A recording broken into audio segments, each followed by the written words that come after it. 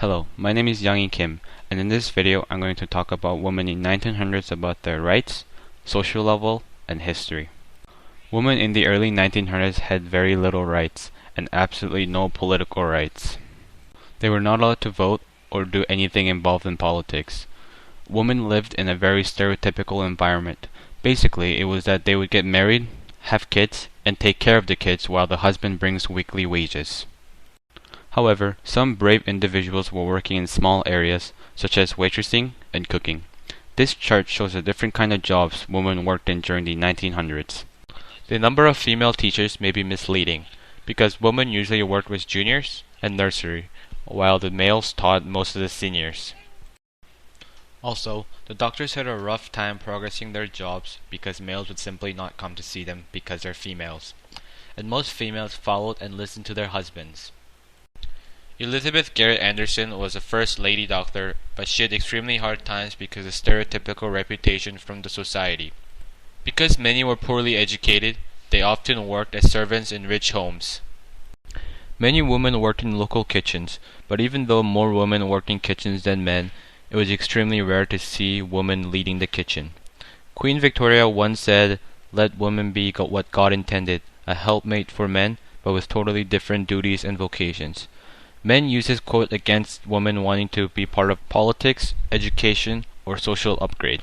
Now, I'll talk about the Persons case, 1929. In October 18, 1927, the Minister of Justice submitted a report to the Governor-General of Canada.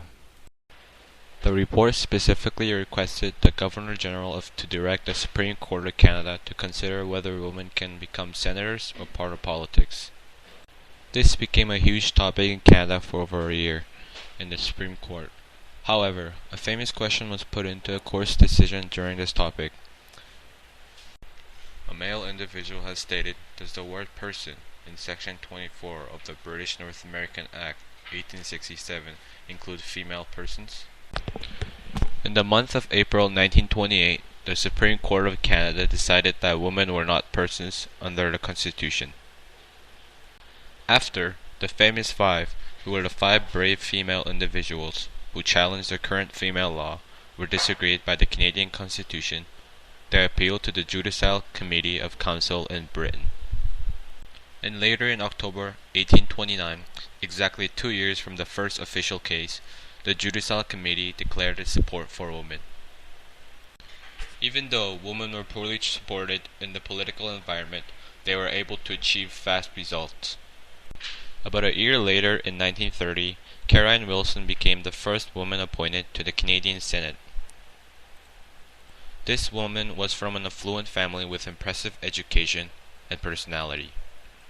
She spent over 30 years in the Canadian Senate and was best known for her support in the refugees. She also took several supports in issues such as rights of women and children, freedom of marriage, and diverse health care for the citizens. Years later, women were able to follow her footsteps and help the Canadian government improve immensely.